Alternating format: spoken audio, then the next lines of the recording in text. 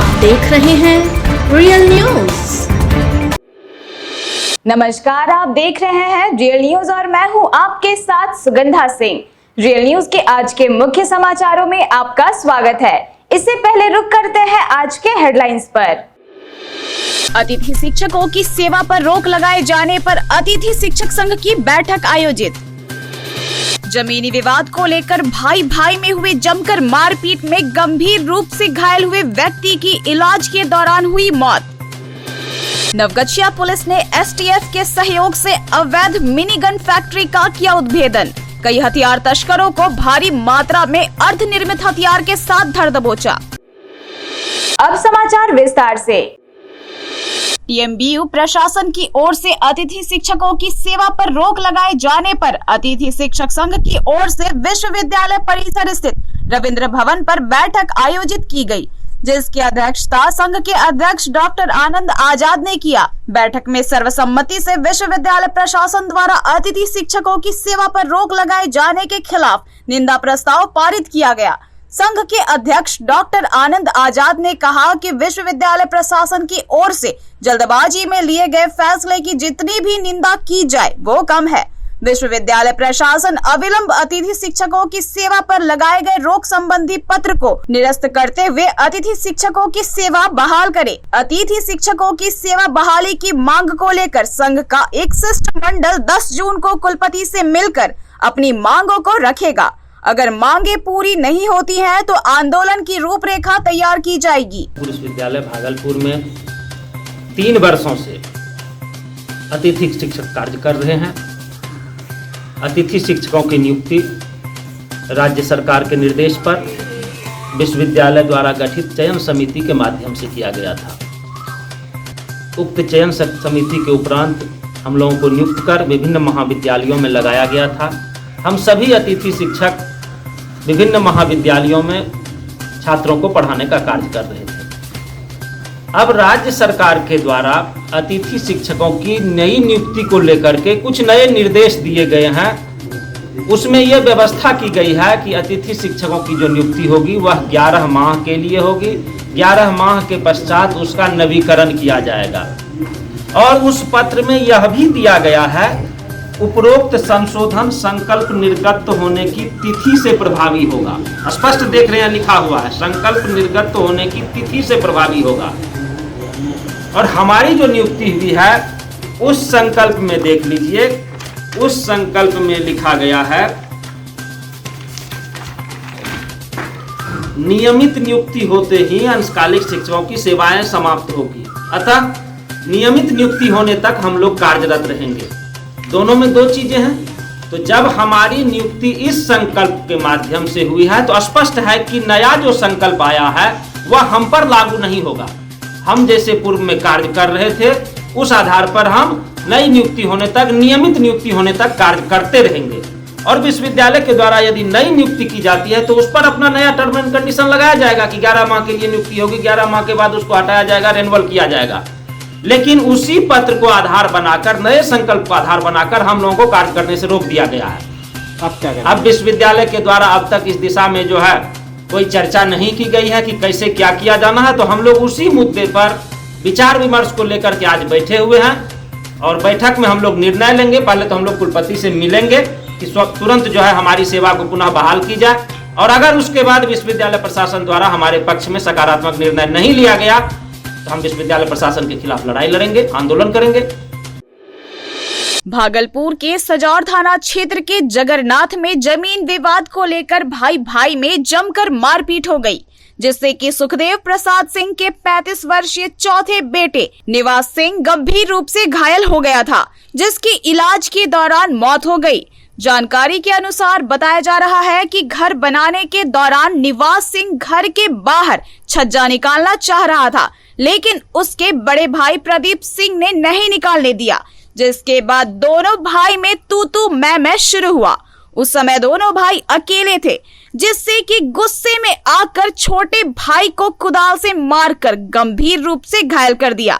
आनन फानन में परिजनों ने गंभीर हालत में उसे सदर अस्पताल में भर्ती करवाया, जहां इलाज नहीं होने के कारण मायागंज अस्पताल उसे ले जाया गया, जहां पर उसकी मौत हो गई।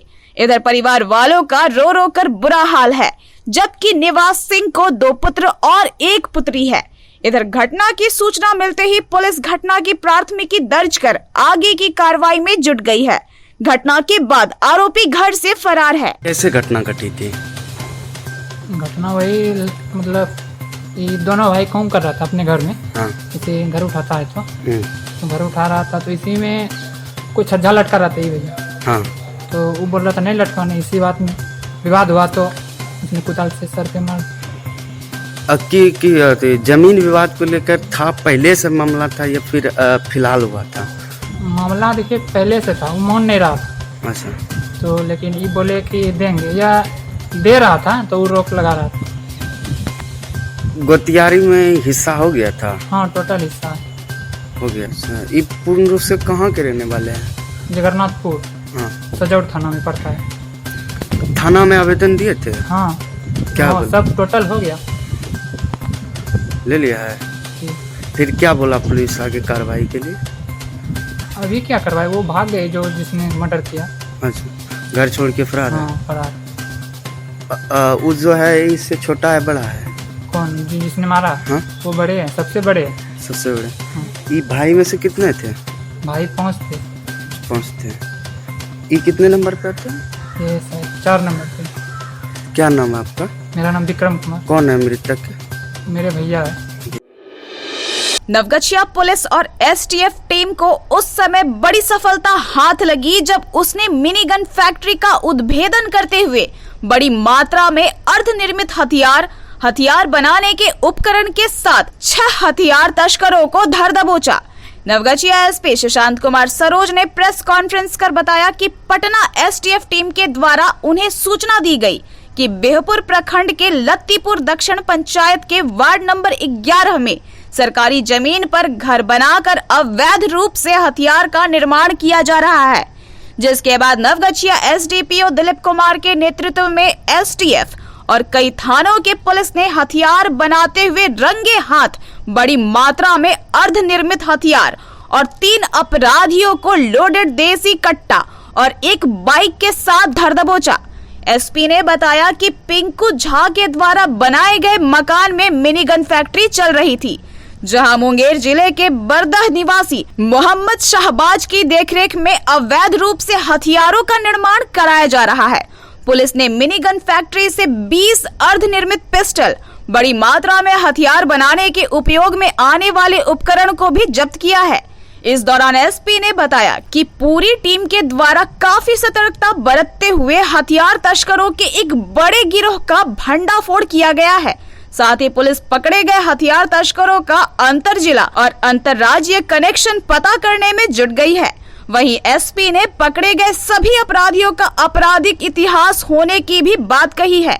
प्रेस कॉन्फ्रेंस के दौरान नवगछिया एसडीपीओ दिलीप कुमार, एसटीएफ की टीम छापेमारी अभियान में शामिल और सभी थानेदार मौजूद थे।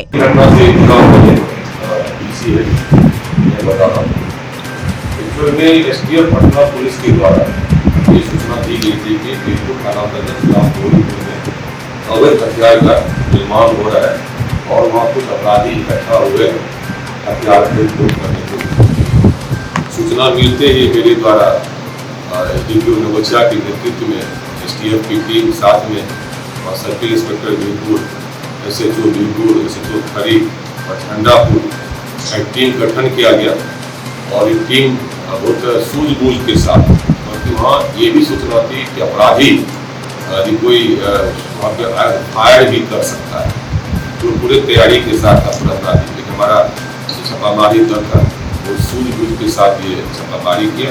छापामारी करने के क्रम में ये वहाँ देखा तो पूरा वो मशीन रिलीज सिस्टम बना हुआ था, लेथ मशीन और सब कुछ था, पूरा रॉ मशीन सब कुछ था, जिससे कि आप ये देख रहे हैं कि अर्धनिर्मित ये सारा पिस्टल और वहीं से जो 3 अपराधी थे उनके पास से लोडेड 2 ये कट्टा भी मिला जो कि फायर भी करता, लेकिन ये लोग दबोच लिया, उसे मौका नहीं दिया। जो जानकारी इसके बारे में मिला है, इसमें जो एक अपराधी मुंगेर का बरदह का है, उसका नाम है मोहम्मद शहबाज। वो शहबाज और पिंकू झा, मेन ये पिंकू झा और शहबाज पुरानी दोस्ती थी। ये पुराने दोनों का खरीक वाले के किडनैपिंग केस में दोनों साथ भी रहे और उसमें वो फासिनेट भी हुए थे। वो इंग्लिश लड़का यहाँ आकर के पिंटू झा है वो सरकारी जमीन पे अवैध रूप से कब्जा करके अपना बासा बनाया हुआ था। उस बासा में वो जानकारी में कल मिली बासा बना करके वो ये सारा काम वो करता। उसका ये था कि इसका जैसे निर्माण हुआ तो 6500 रुपये में एक से बैंक बेचता है 6500। उसके बाद फिर ये सेठ कहीं अन्य जो हम लोग प्रयास कर रहे हैं कि अनुसंधान में वो आएगा अन्यत्र कहाँ और कौन लोग फिर उसमें आता है उसका फिर फिनिशिंग करता है। फिर फिनिशिंग करने के बाद ऊंचे कीमत पर लेकिन 30,000 25,000 में एक आदमी को बेचता है। ये सारी सूचनाएं मिलने बाद जब रेड हुआ छापामारी करना आप देख रहे हैं कि काफी मात्रा में डिटेल ये सब बरामद हुआ है और 6 अपराधी की इसमें गिरफ्तारी हुई जिसमें से कि 3 के पास लोडेड कट्टा था और वो आपराधिक इतिहास भी रहा। जैसे दयानंद है हम जानते हैं सब इतिहास कर रहा है। पिंकू झा के बारे में जो सुनने मिला है वो देख रहे हैं और राकेश चौधरी है और शाहबाज का आपराधिक इतिहास तत्काल जो मिला है वो हमारे पास है। इसके अलावा और भी आपराधिक इतिहास है जो लोग इकट्ठा करने की कोशिश कर रहे हैं जो कि हमारे इन्वेस्टिगेशन में तो अभी आप देख रहे थे रियल न्यूज में आज के मुख्य समाचारों को। इसी तरह बने रहें और देखते रहें रियल न्यूज। अगर आपको हमारा ये वीडियो पसंद आया तो हमारे रियल न्यूज के यूट्यूब चैनल को like share comment and subscribe करें। साथ ही हमारे रियल न्यूज के फेसबुक पेज को भी फॉलो करना ना भूलें। धन्यवाद।